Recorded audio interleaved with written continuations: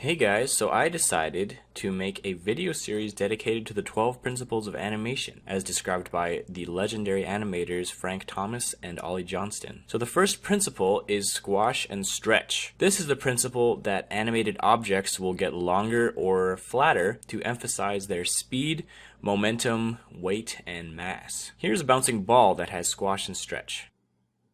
And here is one without squash and stretch. See the difference?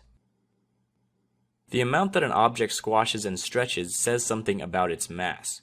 The more squash and stretch, the softer the object. The less squash and stretch, the stiffer the object. This first one looks like a water balloon, and the second one probably would be a bowling ball. Squash and stretch applies to characters too. Look at how this figure is stretching from the speed that he's coming down with, and then he squashes after he lands, before settling in his pose. You can also use squash and stretch to exaggerate facial expressions. Let's add some squash and stretch to this face. When his eyes are closed, his face is squashed, and when he opens his eyes in disbelief, his face stretches up and settles back to normal. It's very important to keep the volume of the object consistent. This is what a lot of people mess up with when they're first trying to do squash and stretch. They'll elongate the ball like this and flatten it like this. This is what you should not do. The overall volume of the ball must be the same.